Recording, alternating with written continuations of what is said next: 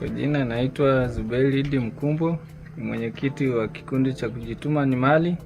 Kikundi chetu ambayo kinajishughulisha na kazi ya vyuma, yaani kuunda vitu ambavyo vinatumia vyuma, madirisha, milango kama yanavyoonekana hapa. Ndio tunajishughulisha na hiyo shughuli na vitanda, kila kitu. Kikundi chetu kina jumla ya wanachama 6. Mpaka sasa kina mwaka mmoja, kilianza mwaka jana mwezi wa 4.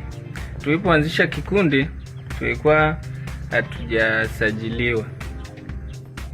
Mambo ya kikundi tulikuwa tunafanya kama wenyewe, lakini tulikuwa na wanachama 2. Baadaye akaja kupita afisa maendeleo kuhamasisha vijana kujiunga kwenye kikundi ili kupata fursa ya kukopa mikopo kutoka 10% kutoka halmashauri. Vile ambayo kimepokea mkopo wa halmashauri wa 10% ambao tunaendelea kunufaika nao mpaka sasa hivi, na mpaka sasa hivi tumefanya marejesho ya kikundi, tumefikia 75% ya marejesho. Kwa hiyo ni kikundi ambacho tunaenda vizuri toka tumeanza.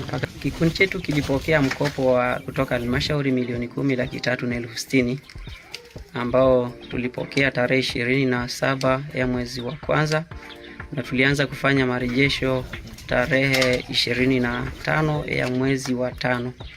Kwa hiyo mpaka sasa hivi tumebakisha miezi 3 kukamilisha marejesho yetu.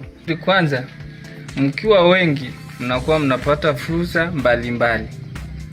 Kuna mmoja anaweza akapata kazi wapi akaileta. Kwa hiyo mkiwa wengi mnakuwa mnapata kazi kwa haraka kuliko ukiwa mmoja. Ukiwa mmoja tunakuwa maybe una rafiki mmoja ni huyo, lakini mkiwa wengi unakuwa kama kampuni.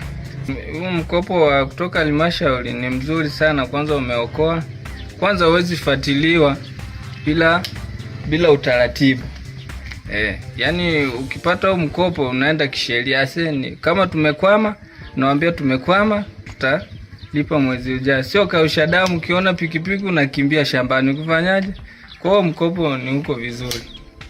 Kikundi kimenufaisha, kwanza kabisa imenufaisha kwangu mimi binafsi, kuanzia kwenye familia yangu, kunyanyua uchumi. Vile vile nimepata mafunzo mengi kutokana na kuhudhuria semina mbalimbali ninazoalikwa kama mwana kikundi. Kikundi vile vile kimeniongezea mimi kipato mimi binafsi. Vile vile kikundi kama kikundi kimepata faida ya kuongeza mtaji. Kutoka mwanzo ilikuwa mpaka upate kazi ya mtu akununulie vifaa ndo umtengenezee, lakini sasa hivi kikundi kikawa kinauza material. Ina maana unaweza kupokea tenda kabla hujapewa chochote kile, na ukatengeneza vifaa ukalipwa aliyakuwa umeshakamilisha kazi.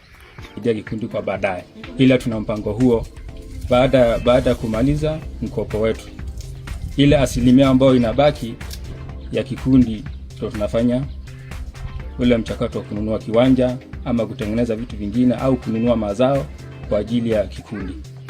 Mteja wetu tuliomfanyia hii kazi kama inavyoonekana, milango, madirisha hayo hapo. Na pia ni muda sasa umepita, tumeshaaminika kufanya tenda ndogo na zakati. Kwa mimi wito wangu kwa halmashauri yangu na serikali pia, watuamini na watupe tenda za serikali. Kwa hiyo tunajitambua na tunafanya kazi kwa uaminifu na kazi nzuri kama inavyoonekana hapa.